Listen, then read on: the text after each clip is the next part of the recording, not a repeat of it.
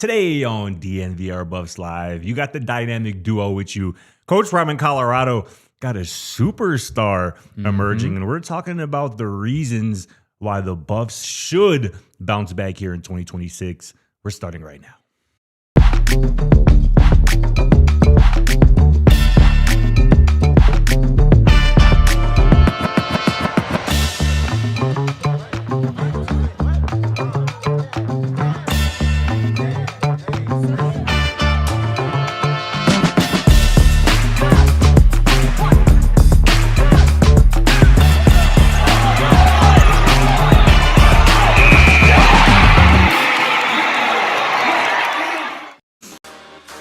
Buff Nation Squad!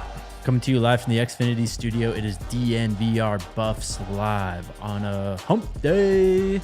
Hump day. Day 8. On a hot day. Hot day. A 91-degree day in Denver, Colorado. What is going on? Are you kidding me? I wish I was, actually.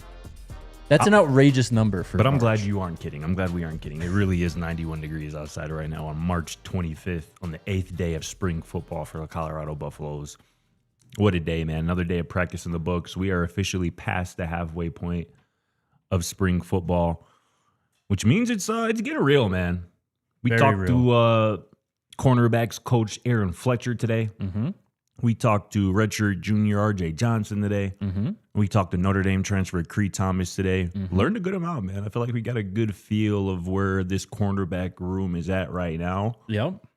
And I'm excited to get into it with you, my guy. Let's do it, brother. We'll talk about what stood out at practice. Yeah. Why the Buffs could bounce back. Mm-hmm. We got coaches throwing former quarterbacks under the bus. No. We got 27th year quarterbacks finally moving on from the sport. When you said Sonny Dykes earlier, I forgot that's what it was about. Oh, yeah. It's crazy. Oh, work. yeah. Well, we mentioned it yesterday, too, when we were talking about TCU. Yeah, we did.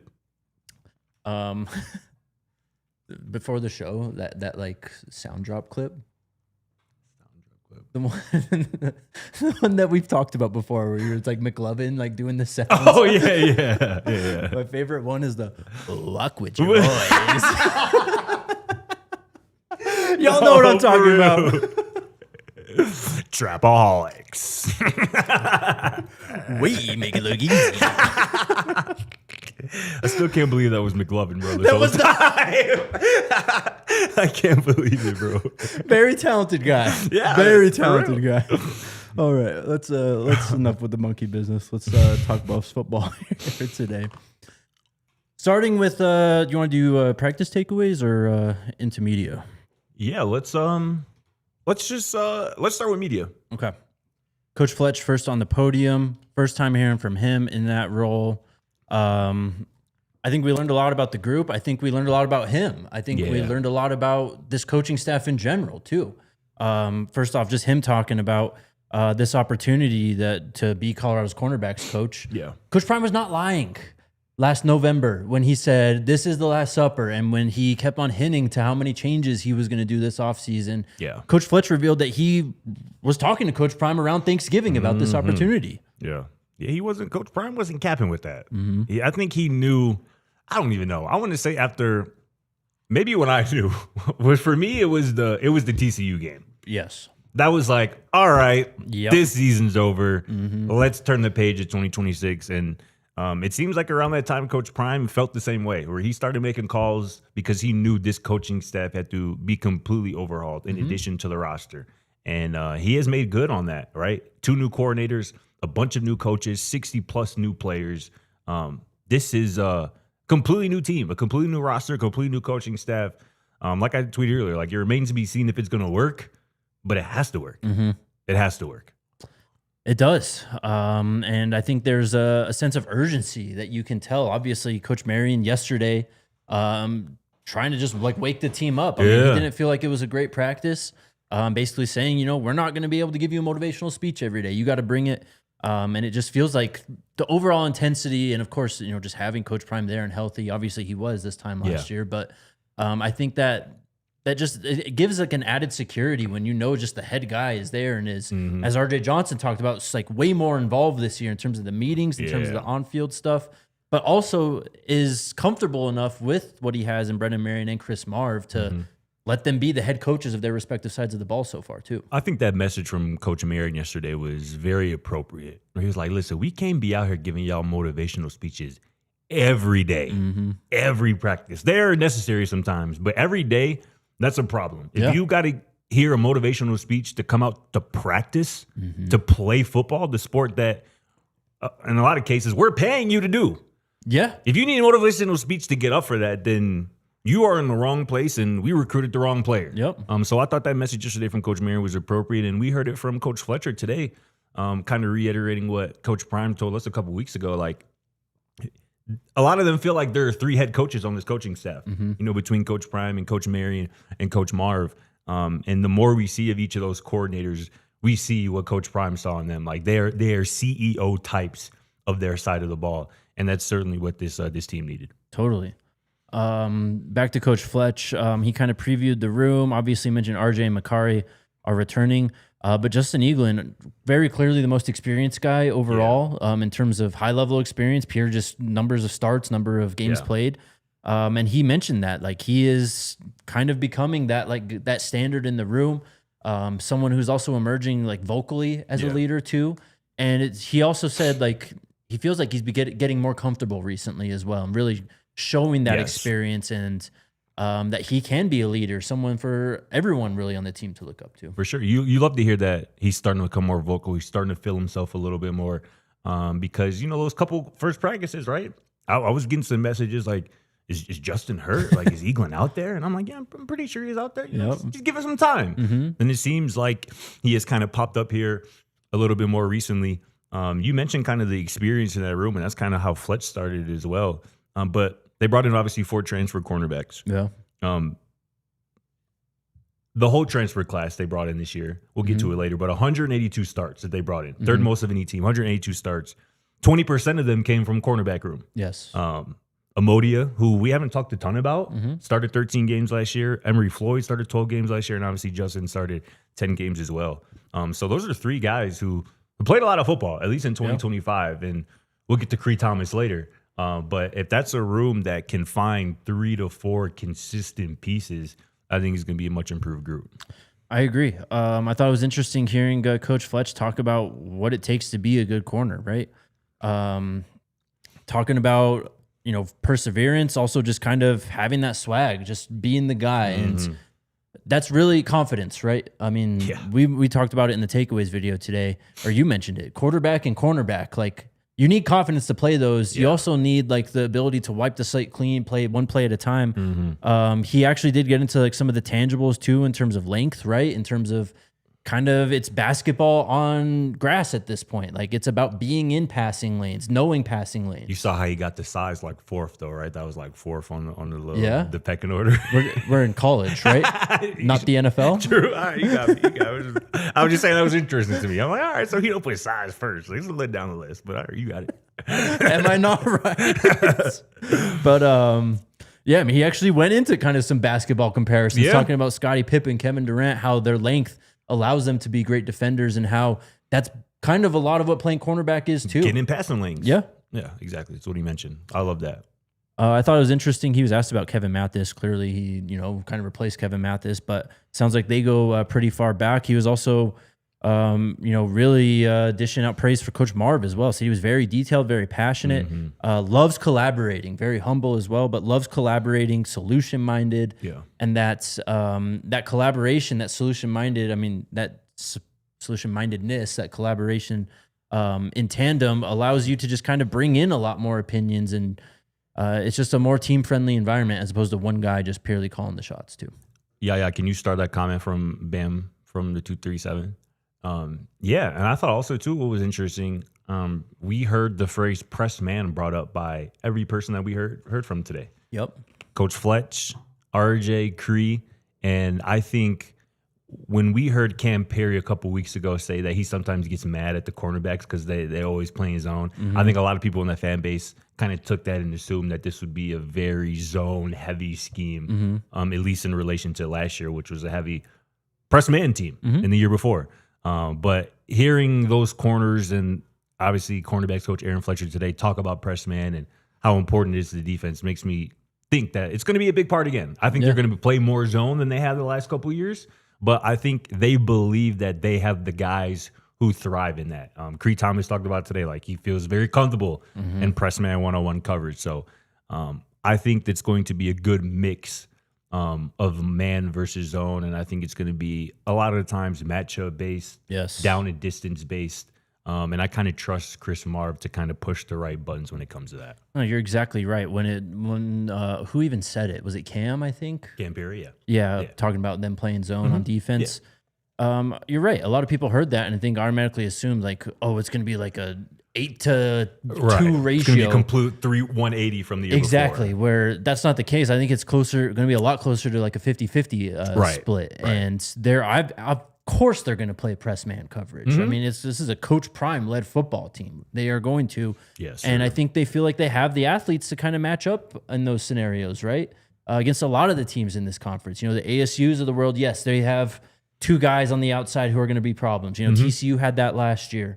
You know, we could go down the list, right? But there are going to be teams that you play in this conference where you are going to have an athleticism, a size, a speed advantage in terms of your cornerbacks going against their wide receivers. So. Let's talk about.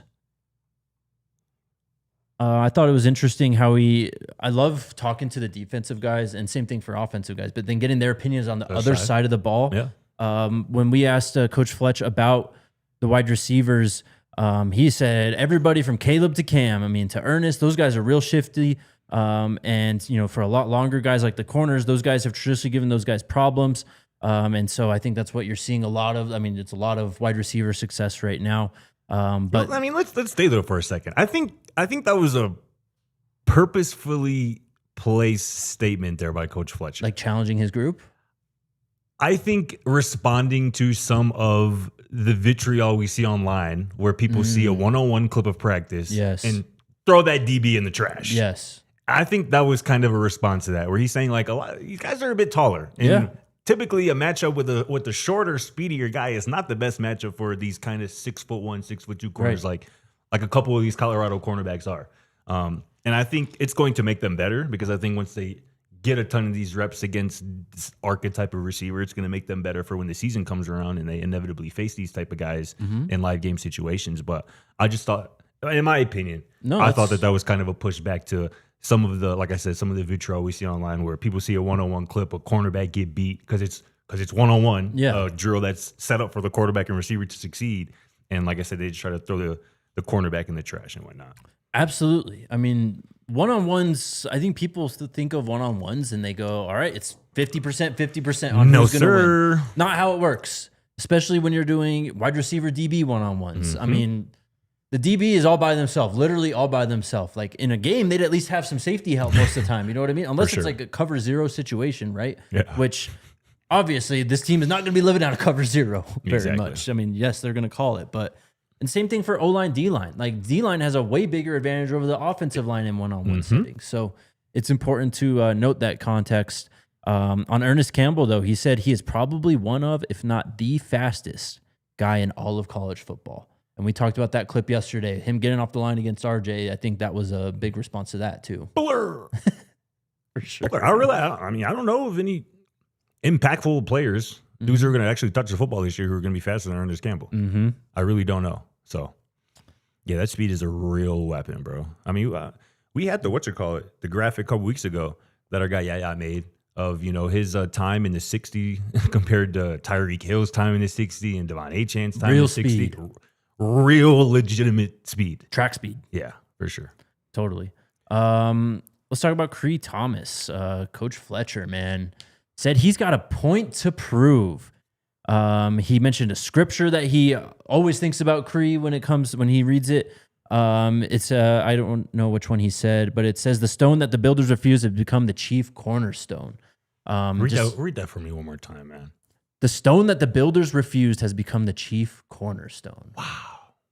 What does that tell you about, well, first off, the whole quote about Cree, saying that he felt he was refused, he was overlooked, and obviously talking about Notre Dame, and we'll get to Cree and what he said here on the other side, but Read that passage for me one more time, bro.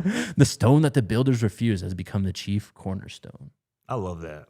We can break. I've been getting a lot into more my Bible lately. Yeah. And that one right there is just like sometimes the ones who you don't want or are overlooked end up being that guy, which I think is a perfect kind of metaphor for Cree Thomas, who we'll talk about here on the side of this break. Yes, sir. Let's do it. Shout out our friends over at Bet365. Where right now you can get $365 in bonus bets when you bet $10, Scotty. What? If you haven't been on it already, man, it is now the best time to get in with our friends over at Bet365. We got Avs, Nuggets, NBA, NHL playoff season coming ahead here very, very shortly. You still got some Sweet 16 action this weekend as the tournament draws to a close. And, of course, as always, no better time to get in on your futures for football season, the NFL, college football. Maybe you're betting even some UFL. I'm sure Bet365 can help you out there. Draft props, all that good stuff. But again, right now, new users can get, if you bet $10, you get $365 in bonus bets. It's as simple as it sounds. Once you sign up, plus you place your first $10 bet, they'll throw you $365 in bonus bets, win or lose. There's never been a better time to prep for the playoffs with Bet365. With Bet365, where winning is everything. Download the app and use code DNVR365 at sign up today. If you have a gambling problem, call 1-800-GAMBLER. Please gamble responsibly. Must be present in Colorado. $10 minimum deposit required. Bonus bet wager excluded from returns. New customers only. 21 plus. Time limits, minimum odds, and terms and conditions apply. In-app only. Void where prohibited. And shout out to the squad, our good friends over at Taco Bell, man. Yeah. In a world, in a country, bro, where everything is getting more expensive, not at Taco Bell. Taco Bell said we got you. They continue to deliver value in, honestly, the most creative and innovative ways, man. The newest one, this crispy chicken crunch wrap slider. Yes, sir. You're a fan, aren't Certified. you? Certified. I tried the stamped, the jalapeno honey mustard. Oh, yeah. Yeah, I tried that one. And look, honey mustard, maybe not the thing I think of when it comes to Taco Bell. Absolutely slapped, though. Woohoo! You can get the jalapeno honey mustard, or you can get the creamy chipotle sauce on your crispy chicken crunch wrap slider, man. All white meat chicken, man. Marinated, seasoned, bold Mexican spices, and that crunchy tortilla chip coating, man. It may be small in size, but it's big in flavor, man. Perfect for those late nights. So get that crispy chicken crunch wrap slider at Taco Bell. Slide into something a bit more craveable with our friends over at TB. What does that quote mean to you in terms of what Coach Fletcher was trying to say about Cree Thomas, Scotty? Which quote? The Bible verse? Yes. I said it to you before the break. I was like, that's, to me, I interpret that as a lot of times people who are unwanted or overlooked end up being that person, or them being overlooked and unwanted kind of motivates them, brings something out of them to become that person. Like I said, I think it's a perfect metaphor for Cree Thomas. So obviously Cree's been balling, right? But Coach Fletcher also mentioned him, being more vocal, showing up in the weight room, challenging guys, challenging himself. It seems like they got an emerging superstar on their hands. I mean, the production's been there. Obviously, it's the spring practices we're talking about. He's got to do it in games. Yeah. But I mean, Coach Prime talked about the importance of practice so much and how guys aren't, attacking the football how he wants to, how they're not approaching practice how they want to. You got a young redshirt freshman here who's showing all that already, though. Yeah, can I get the camera on me real quick? I want to look the camera in the eyes when I say this. This is crazy. I would just like to look the camera in the eyes when I say this. Cree Thomas, that boy is CB1. I think he's that guy. Stamped. I was a bit skeptical, a bit slow to crown him as such. Obviously, I saw him making plays. We all saw him making plays the first couple of practices of spring football. And honestly, part of my skepticism, Jake, if I'm being completely honest, is that I'm a bit scarred. I'm a bit scarred by transfers coming to Colorado from Power 4 schools, quasi-Power 4 schools. We're going to call Notre Dame a quasi-Power 4 school. Guys coming from those type of schools to Colorado without production. Right. For whatever reason. In the Cree Thomas case, he was a true freshman last year, so that's kind of the biggest reason for that. But I have been scarred by guys coming to Power 4 without the production, and they come here with expectations because they're coming from a Power 4 school, and they come here and do diddly squat. Yep. That was part of my reason for being slow to crown Cree Thomas despite what I was seeing on some of the practice clips and whatnot. But after hearing him talk today, being around him and kind of literally feeling his confidence in hearing how Coach Fletch talks about him having another interception yesterday. Like, this dude, in my opinion, is checking all the boxes in terms of what the transfer portal is about. Yeah. Because as someone you mentioned in the chat, I think it was Coach Dre, and I tweeted it earlier. Cree talked about today at Notre Dame last year. He played behind two of the top corners in college football. Yes, he did. He played behind the number one cornerback in the 2027 NFL draft, Leonard Moore. And Cree says that I was watching film with him. I was preparing with him like I was a starter. And he goes on to say, like, I'm playing with confidence now. And you can see that. And like I said earlier in our takeaway videos, like, I would put quarterback, cornerback in terms of the top two positions in football where you need confidence. It is a requirement for you to have that to play at a high level. And Cree Thomas has it. He says that this confidence comes from God. I completely agree with that. It comes from his preparation as well. So I think Cree Thomas, like I said, I think he's CB1, man. I think him, RJ, Justin Eaglin, two of those three are going to be your starting two corners. Yep. Very much looking like that right now. Cree killed the podium, too. For redshirt freshman, I mean, Yeah, you for could have real. surprised me. Yes. But I said it to you before, too. I think I said it to you or RC when we were, like, wondering, like, who would be up there. It was, and again, it was either you or RC was like, Cree. And I was like, I can see Cree. Like, he seems like he would handle that well, and he certainly did. Crushed it. Talked about the opportunity to come into play for Coach Prime. Called him the greatest ever at his position. Talked again about playing press man, right? He says he loves Boulder. Yeah. Loved it on his visit. And it was a very easy decision for him. It seemed to be. You mentioned it, talking about, you know, how much he learned last year playing under those guys, Leonard Moore specifically. Loved what he's seen from RJ, Ben, you know, the kind of the guys who were there last year in that secondary room and how they've helped him. You know, when he was asked about that confidence and all that, he still shouts out the D line and everyone, you know, Coach Barr putting him in position. But like the pick that was yesterday, the one that the tip drill pick, right? Yeah. Look, man, the ball just finds some, and we'll talk about turnover luck here in a bit too. I think that's a good tie-in to what we're doing today. But sometimes the ball just finds certain players. If you play the right way, it's gonna find you. And yesterday, it literally dropped into his hands because he's in the right position. Yep. Tips and overthrows, got to have those. Cree obviously talked about as well, like you mentioned. They're going to put me in position to play to my strengths, which I think is kind of a comment about the press man. He feels really comfortable in that. Yep. And if that's what they're going to utilize, that benefits him.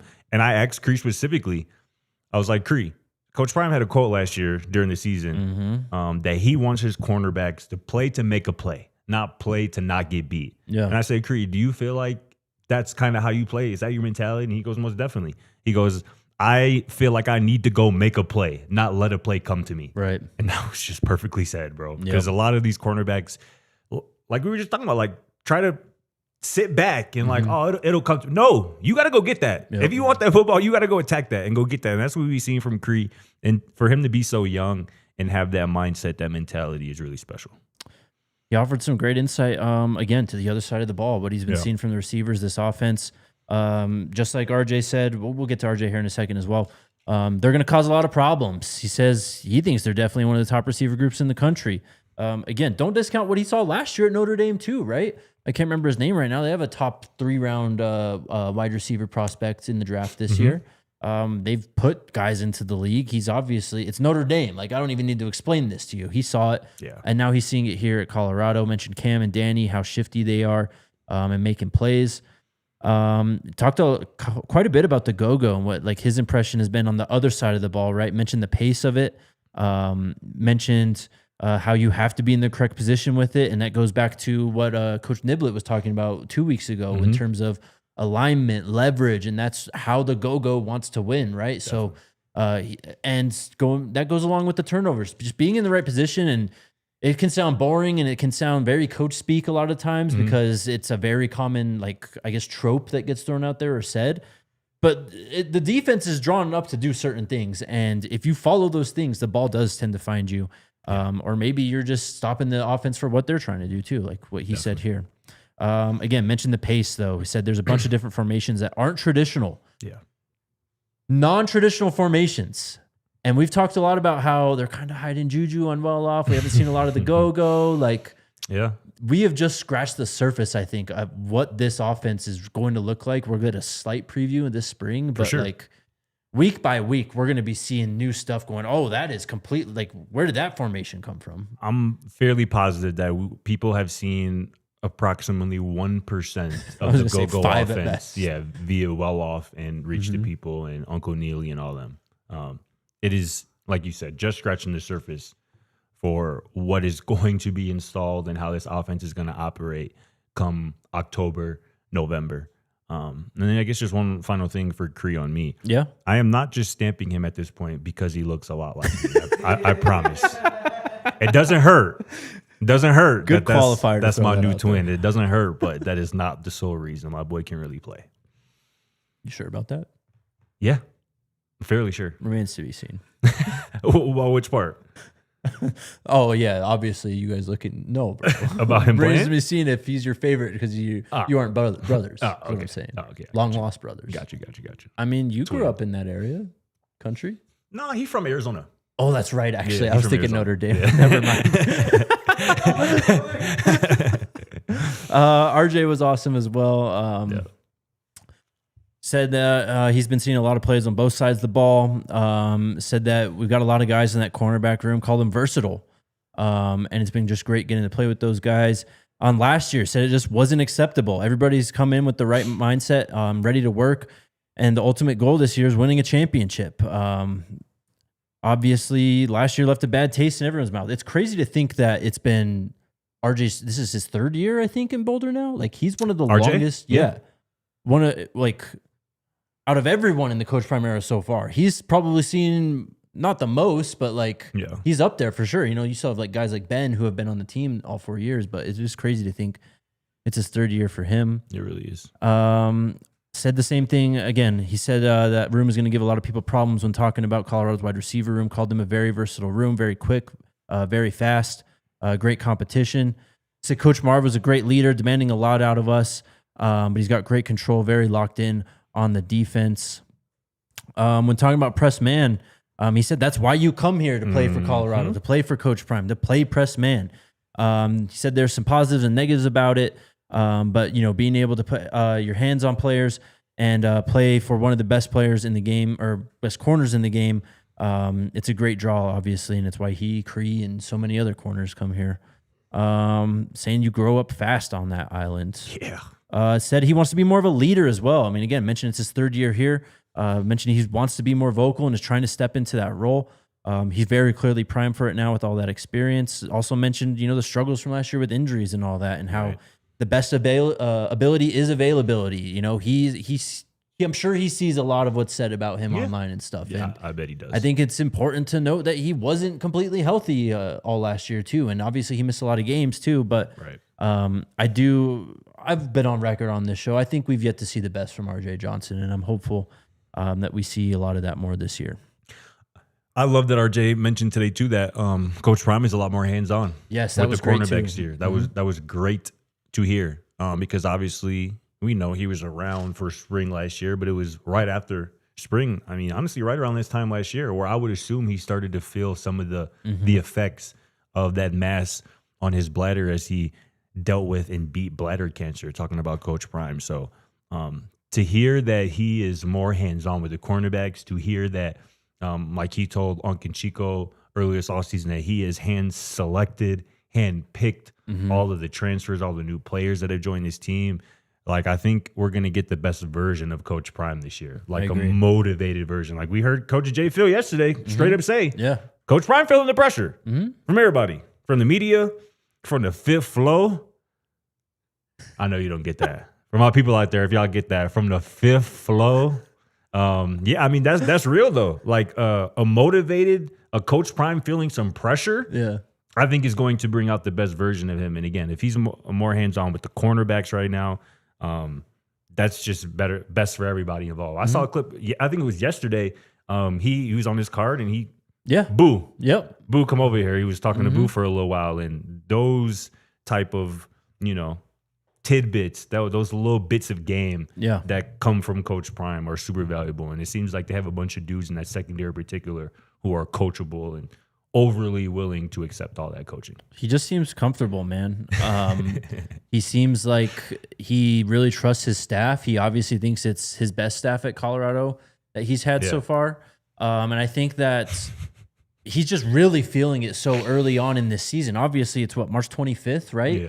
And the fact that he's able to kind of be that true like CEO type coach and sit in the cart and let these guys do their things, it's he's feeling really good. Shout out to everybody in the chat who got that, man. Shout out to Miss Principal, man. Shout out to Kofal, man. Yeah, bro, man. Yeah, shout out to everybody who got that.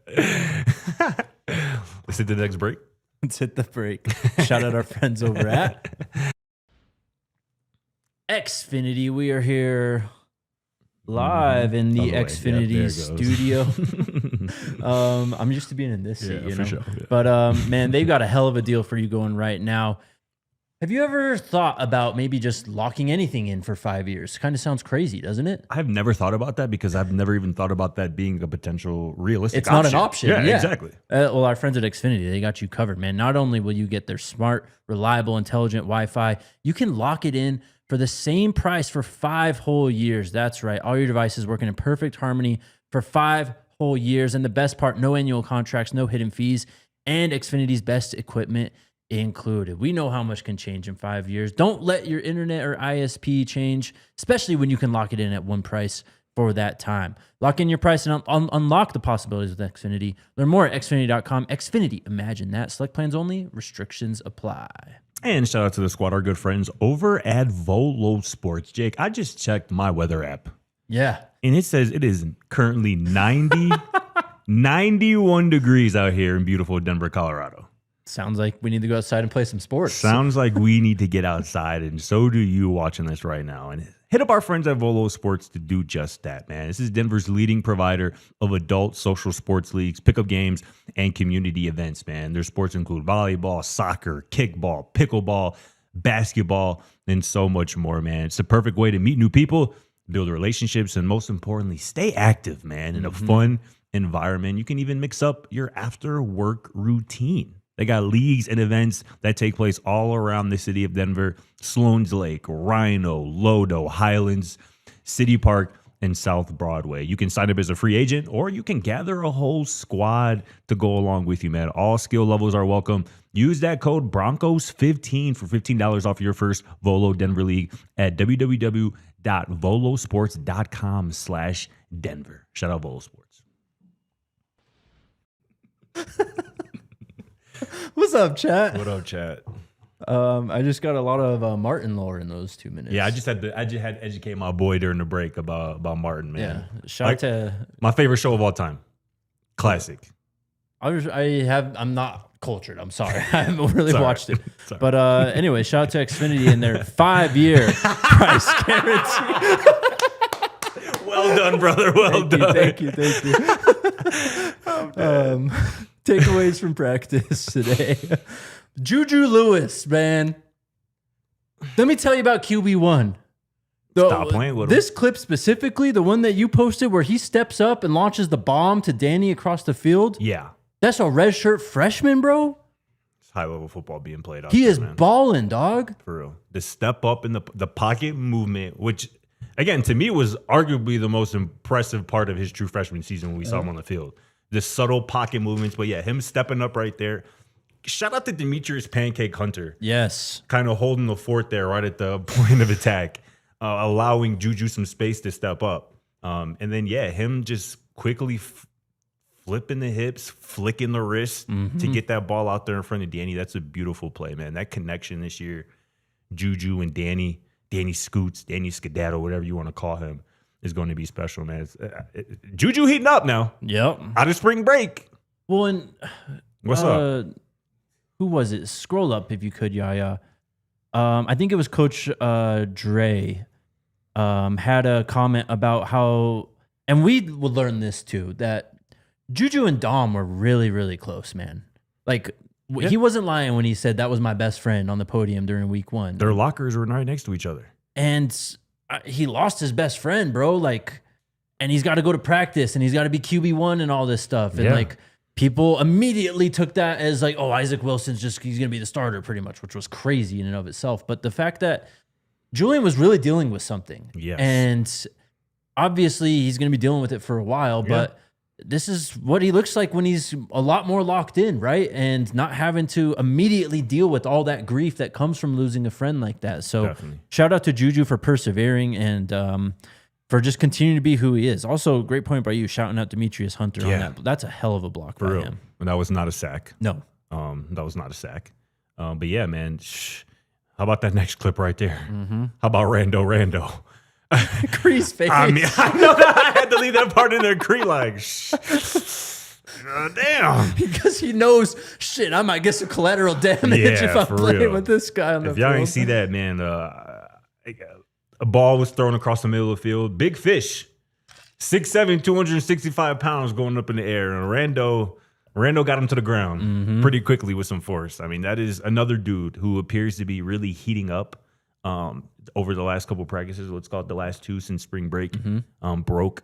That's the type of punch that he packs. Again, 6'2", 220 pounds. Yep. It's an NFL safety size for Randall Fontenay. So that was another awesome highlight of today's practice.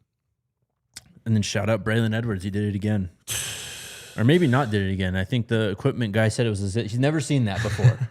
He did it again in terms of putting pads on him. Yes, that's true. He did that again. I don't even know who he hit. He came downhill and met a running back at the second level, and it was a hell of a collision. He ends up snapping his visor on the tackle, ends up cutting his face. Do you know how hard you have to hit someone to cut your face in football, bro? Yeah, dog. He not playing around. No. Braylon Edwards is not playing around. This is how he played in high school, though. Like, if we watch this high school highlight tape, I believe, on the show, and that's just how he plays. Yep. He plays with a reckless abandonment. Like, he's trying to make people all the way up top at the stadium hear the hit that he just laid down. Yep. You know what I'm saying? And that's what he's going to do. And for a true freshman to, again, playing with that confidence in that secondary is really special. Any other takeaways from practice today? Bam says it was Micah. That's a hell of a collision. If that's Micah and Braylon Edwards meeting in the second level, good Lord. I know that was a loud collision. The wide receivers just continue to stand out to me. How those guys they get off the line so effortlessly. Quanell too, again with the late hands. Bro, he's got that down though. The late hands thing, like, man, I know there's a lot of mouths to feed already, and we can't stop talking about Cam, Danny, and we haven't even seen DeAndre yet. We got JoJo coming back. Quanell's going to get some playing time this year, bro, and I think they're going to be looking for him downfield because it's a problem. Like, when you're a cornerback going against someone with late hands, bro, like, at his size. Yes, but that's like your only indicator when someone beats you or has a step on you over the top and trying to play through their hands. And if you're able to do it, like I remember Adam Thielen with the Vikings. Good call. Was unbelievable with the late hands. He was. And that's he was a route artist, but that's purely what made him so good in those years in those Viking teams was the late hands and the plays downfield. 100%. I mean, let's not forget either. This was somebody who was stupid productive in high school. And a blue chip. A blue chipper. Chose the Buffs over A&M and a bunch of other schools, a bunch of other Power 4, kind of high-profile schools. So, yeah, as Ben from the 237 says, it is going to be hard to keep 14 off the field. And I think that's going to be my new nickname for him, Mr. Consistent. Love it. That's who he is. Like, he is going to be where he needs to be. He is going to catch the football. And more times than not, he's going to make a little move after the catch as well to get you some extra yards. So, we're talking receivers. Shout out Alexander Ward, too. Yeah. True freshman. I feel like we haven't talked about him a ton. No, not at all. We know he can play. We know all these IMG kids can play. Don't sleep on the young man as well, making plays out there in that number 32 jersey on the offensive side of the ball at receiver for the Buffs. Yesterday was a big cue for 6th day. He seemed to be back in some fashion. And then today he's like got his pads off on the sideline. So I don't know if he's still kind of working back from an injury or what is. They're maybe limiting his workload a bit too. I just love his personality, man. Oh, he's so funny, dude. You can see why the dudes love him in the locker room and why they just gravitate. That clip yesterday, he was like, "Yeah, I had to come out here and assert my dominance on y'all." This dude is so funny, bro. I love it. Anything else from practice? I'm trying to rack my brain. Quitting? Pretty much. Yeah, I think that was it. That was it. One day. practice again on Friday. I believe. Sounded like Coach Marv said walk through tomorrow for them. So we might get a little bit, but I wouldn't expect too much tomorrow. And that would be practice 9 on Friday. Crazy. Wow. It just flies by, don't it? No, for real. Recruiting. Colorado had and I don't want to say surprise because I think we might have mentioned this and talked about him coming to Colorado on a visit. It wasn't on his 247 sports page, but 2027 3-star quarterback Caden Jones was in Boulder yesterday, took a picture with Coach Prime in the recruiting lounge. Caden Jones listed at 6'3", 185 pounds from Cree Lutheran High School out there in Irvine, California. He's the 465th overall player, the 30th ranked quarterback in the class. Is that the right guy? What you mean? What do you mean the right guy? Yes, that is him. Okay. I just wanted to make sure. It was actually Coach Marion that he got a picture with. So we kind of talked about that with the last quarterback who visited. Yeah. They're really trying to get one in this 2027 class and not just get a guy. They are trying to get a blue chipper, someone obviously down the line to replace Julian Lewis. But Brendan Marion is recruiting Colorado like he's the head coach here or like he's going to be here for a long time, which obviously we'll see how long that is. But that's still exciting that you're getting all of Brendan Marion in terms of the on-field coach and the recruiter as well. I mean, that's why you add a Brendan Marion to the staff. Man. It's not just because he's an innovator of the go-go offense and he's one of the brightest minds in college football, brightest offensive minds, but because he's an elite recruiter too, particularly at that position of quarterback. Yes. And you got to keep, reloading the clip, so to speak, when it comes to that position. Like, obviously, Julian is the future and the present, but there's going to come a time where Julian's no longer on this roster, and you have to be prepared for that. So adding Caden Jones, or not adding him, but having him on campus, our guy Andre Adams, who I have kind of stamped as my guy for the 2027 quarterback class. We talked about him, I believe maybe it was Monday or last week. He said an announcement he's going to announce on April 11th, right? Which is a day of Colorado spring game, which could be interesting.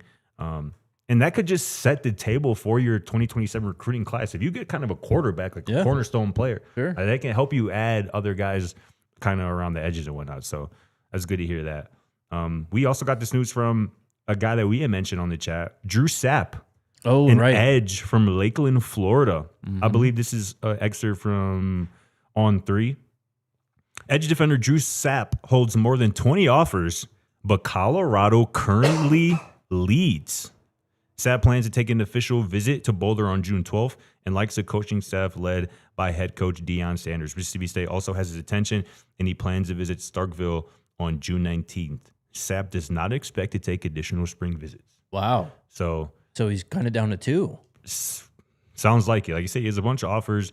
Like I said, 6 foot 2.5, 235-pound edge rusher from Lakeland, Florida. This past season as a junior in 2025, 28 tackles for loss. Sheesh. 13.5 sacks. Yikes. A very productive edge rusher who, again, according to 24/7 Sports, On 3. Yes. Colorado is in the lead for Drew Sapp's recruitment. So keep an eye on that. Love it. And then one more. Jaden Baldwin tweeted yesterday that he is excited to visit Colorado today. No way. Yeah, that's what he said. Wait, his dad is Jonathan Baldwin. Why is that sound? The receiver? Because he was a first-round draft pick for the Chiefs in like 2009. What position? Wide receiver. Okay, yeah, that's what I thought. Yeah, that's crazy. Yeah, I definitely that's remember his dad. Him. Wow. Yeah, and then Jaden Baldwin also plays receiver. Yeah. 5'11.5", 180 pounds. Chandler, Arizona at Bash High School, which is a power down there in the state of Arizona. So, obviously has, like you just mentioned, the NFL lineage. So really productive player, athletic player as well. A true deep threat who can get behind the defense with his speed, has some track experience as well. So, like I said, he is slated to be in Boulder today. Might have been at practice today. Yeah, for sure. We actually might have seen him. That might be who we saw. Now that I'm putting it 2 and 2 together. Oh, yeah, right. Yeah, sure. Yeah, maybe. He's a multi-sport athlete as well. Also runs in track. Had 64 catches, 820 yards, and 6 touchdowns last year. He is the 643rd overall player and 74th ranked wide receiver in the 2027 class. And another guy, I mean, Cree. We just talked about Cree's from Arizona. I wonder if there's any connection there in terms of them just knowing of each other. Yeah. All right, interesting. It's a good little recruiting update. Let's talk about turnovers, luck, injuries, kind of the unspoken parts of the sport, really. Yeah.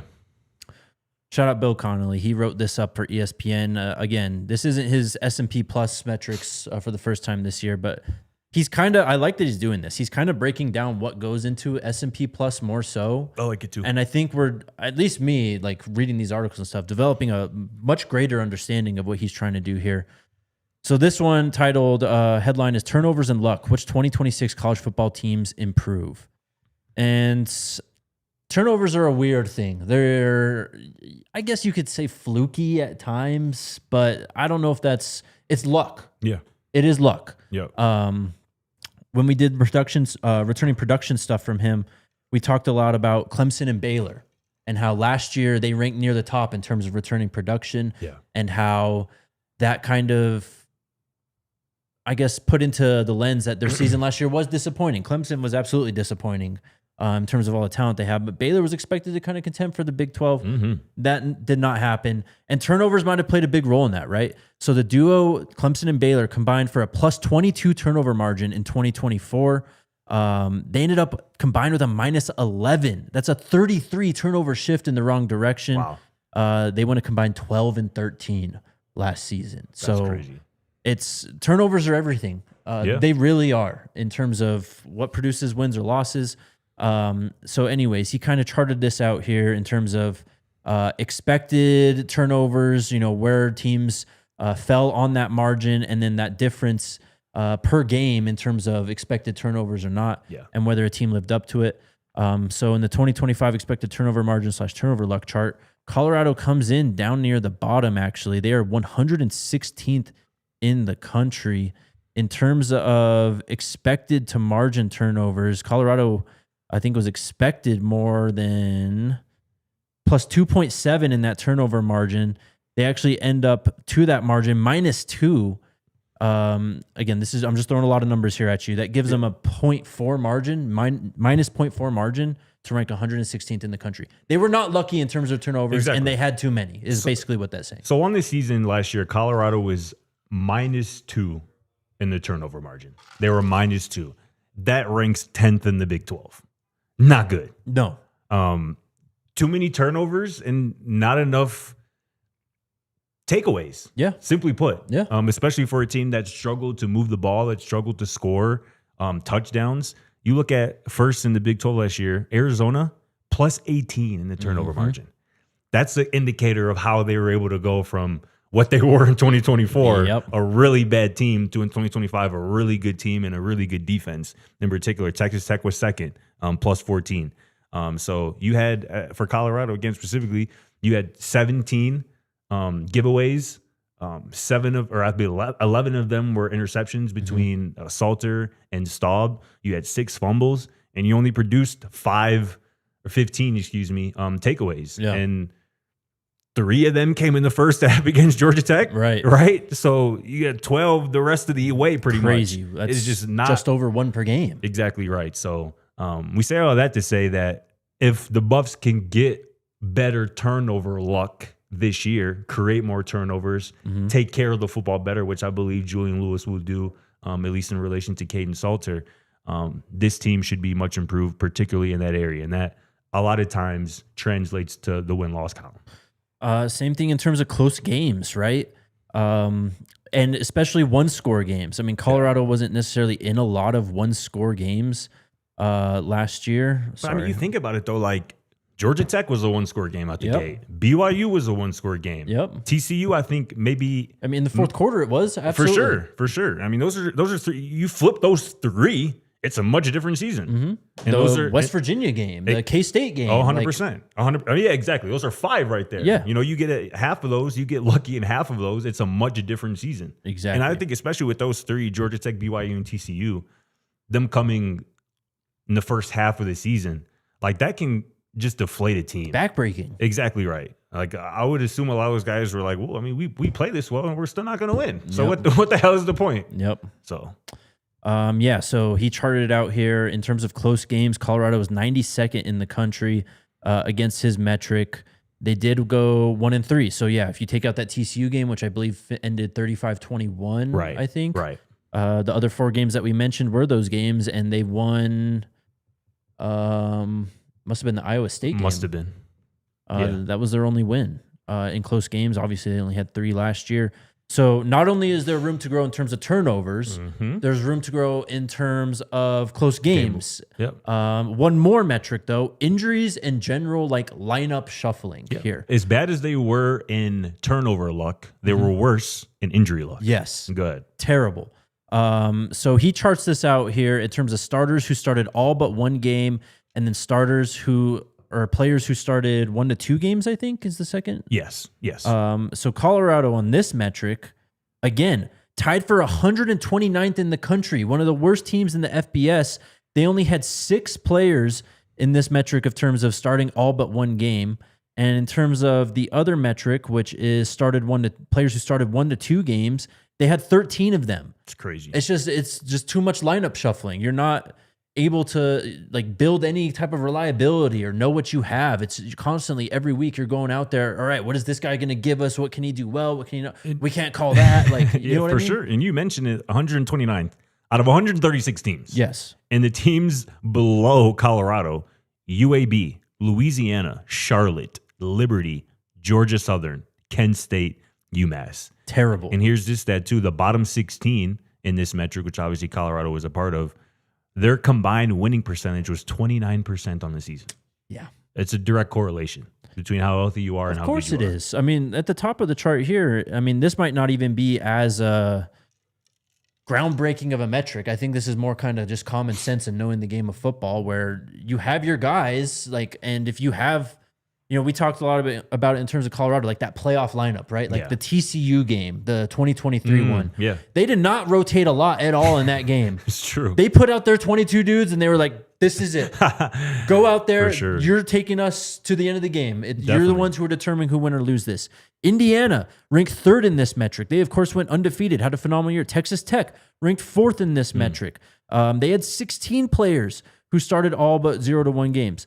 Ole Miss, they're way up here. Houston, way up here. And with Texas Tech, their quarterback missed a couple games too. Yes. So that's even better injury luck aside from the quarterback spot, which is crazy. 10th was Duke. They were in their conference title game. 11th was Oregon. 12th was Notre Dame. 13th was Tulane. So again, it goes on and on. If you know who your guys are, and you're playing your guys, and you don't have as much changing in your lineup in terms of starters and just overall just guys rotating in, you're going to be a better football team. All that to say, his final section of this article is major turnaround candidates for 2026. The first team mentioned is Boston College. Well, let's just real quickly how he determined these bounce back candidates. Okay. He said he's 6 teams, all of them ranked 90th or worse in the 3 categories we just talked about. And they also rank at least in the top 100 in returning production this fall. Exactly, which Colorado was around 55th in the country when it comes to returning production. Yeah. Here's what he said. First off, Boston College was the first team he mentioned. Second team he mentioned, Colorado. Yeah. His blurb says, by my count, Deion Sanders brought in transfers who combined for 182 starts in 2025, the 3rd highest tally of any team, behind 2 other disappointing Big 12 teams. That was West Virginia and Oklahoma State, who had major roster turnovers this year. Next line says, he might have given new offensive coordinator Brennan Marion what he needs for a solid offensive turnaround in 2026. And if fortune flips as well, in terms of injuries, in terms of turnovers, the Buffaloes could surprise in 2026. Yeah. I really think they could be a sleeper in this conference, man, if a couple of these things break their way with the coaching improvements, with the talent on the roster being upgraded and improved. Yeah, man, I think this team is certainly being slept on, as evidenced by their 4.5 win total line on some of the books out there, which is the worst in the conference. And it also shows how much went wrong last year. People were on our ass, especially from the TCU game onward, because for so many different things. And I think what was so frustrating for us is people kept trying to pin it on one thing. Don't put Ron Coleman in the game, get Caden Salter out. But it's there was so many things. It was just a whirlwind of everything gone wrong. On top of that, Coach Prime's health. Yep. On top of that, you're changing offensive coordinators late in the year. so much going on that it all just compounded and the roof caved in on itself, and that went the season. Definitely. All right, a couple more things to get to here. TJ Findley, salute to you, brother. Now, how the hell? What is he finna do in the draft? That's a great. I don't know. He's not our problem anymore, though. It's almost our problem. Because he was finna go. So give some background, some context. Yes, please. This is TJ Findley, who has been at 6 schools. He was on the way to his 7th. He was going to play at Incarnate Word. However, he was no longer on the roster. And then it came out just a bit after that, he was going to declare for the draft. Good luck, brother. Good luck, man. I think this is the downside, one of the obvious downsides of the portal and what it's devolved into. I'm going to look up TJ Findley's stats, bro. His best season. Just last year at Georgia State, he threw for 1,244 yards, 6 touchdowns, and 7 interceptions. He played in 7 games and went 1-6. Yeah, he threw more interceptions than touchdowns last year.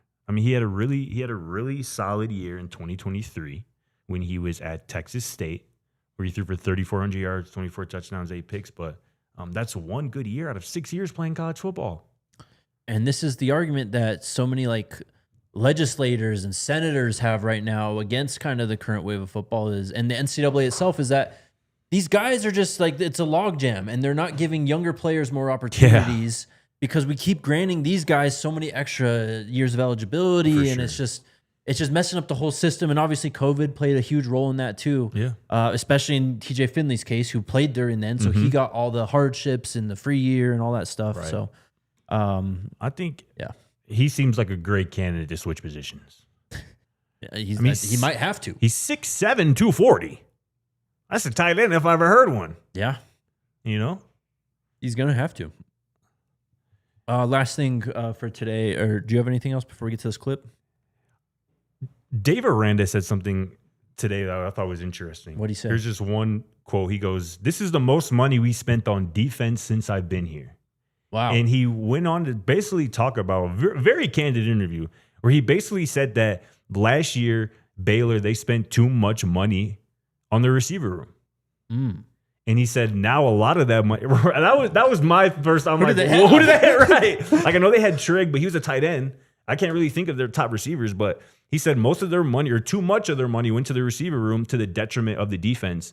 And he was talking about how him being a defensive-minded coach, sometimes he defers to the offense, again, to the detriment of his defense. And he said that's what happened last year, but he said it's not going to happen again this year. He says that, like you said, most of the money they spent is on the defense since he's been there this year. So I just thought that was interesting, a coach really being candid about how the money is being allocated, right? A mistake that he believes he made last year in terms of the money allocation, and how he's changing it for this year. Yeah, who's the leading receiver last year? It was Josh Cameron. Oh yeah, he was. Oh yeah, I like him a lot, but he was already there. Exactly. They didn't bring him in. He was new. That was his 5th year at Baylor. What is he talking about then? So I don't know. I don't really know what that was about, but I found that interesting. Ashton Hawkins, who was their 2nd leading receiver, they brought in 2 off seasons ago. Who were they spending the money on? Yeah, it's crazy. And then obviously it was another interesting angle that obviously Draylen Miller, former Buff, is now at Baylor, playing receiver for them. So I just found that kind of interesting. Kobe Prentice, he was at Alabama for 3 years before coming to Baylor. He only put up 380 yards. He did have 6 touchdowns, however. Yeah, he probably got a bag, though. For sure. Cole Wilson, he came in from Texas State last year, only put up 591 and 5 touchdowns. You have the Sonny Dykes clip? This was very interesting. Yeah, it was. This is a product of the transfer portal era. You ready? All right, here it is.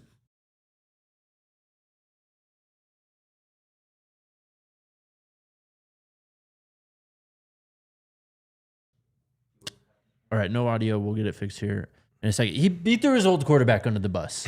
He did. He just pointed out Josh Hoover's stats. It was 42 or 31 games for. He said Josh played 31 career games for us, turned the ball over 42 times. And this is something we mentioned yesterday when talking about TCU and talking about what Hoover did. It cost them games. Real quick, we're if you're watching on your television, it's overtime, so go to the site DNVR.com. And he kind of caught himself too. He was like, We turned it over. No, he turned it over. Yes. You're like, no, let's be clear. That was on him. That was our quarterback giving the ball away. So, yeah, I mean, I don't really know what to make of that in terms of, I don't know if he's just trying to make his fan base feel better or whatnot. We're good. We don't need it. But yeah, that was interesting. And that is, it's Indiana's problem now, eh? Yeah. Which, again, bro, like, I fully believe in Kurt Signetti. Yeah, you were saying it. And Fernando was so good at not turning the ball. And what we just talked about in terms of turnovers. I mean, do you still have the article pulled up? Where did who? Indiana rank? No, Indiana. Where did they rank in terms of the turnovers? Let me see here. Hold on one second. Turnovers. Here we go. Indiana was 6th in the country.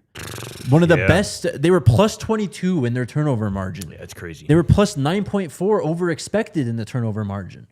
Like Hoover alone could wreck their season next year. Wait, no, bro. They were number 1 in turnover margin in the country. Oh, they were, bro. They were number 1. Yeah. That's coming down. Yeah, no doubt. I mean, that seems like a regression candidate to me, Indiana. Right? Are you going to be number 1 in turnover margin again? No. I mean, look, they went 16-0, won a national title. Sure, there's going to be some natural. Yes, for sure. But in terms of like, think of the close games too, man. Like the Penn State game. Like, is Hoover driving down the field and making that throw to Cooper like Mendoza did, or is he throwing a pick? Yeah, I don't know. Arizona was 2nd in turnover margin too last year, which I think speaks more to their defense than anything. But totally. Yeah, that's wild. Yeah. There you go. That's the show today. Yes, sir. Good stuff. That was fun. My guy. Killed that. RK will be back soon. I don't know. It's just weird schedule-wise for us right now, and he's obviously got a lot on his plate as well, so he'll be back as soon as he can. We will be back tomorrow, however, at 1 p.m. Mountain Time. From a secret location. Oh, I keep forgetting. I cannot wait. Yeah, stay tuned to see where we're going to be coming from y'all tomorrow. I don't know. Fair enough. One day we will have a guest on this show. One day. We'll find out. All right, guys. We'll see you tomorrow. Let's go Buffs. We all silly like the mayor.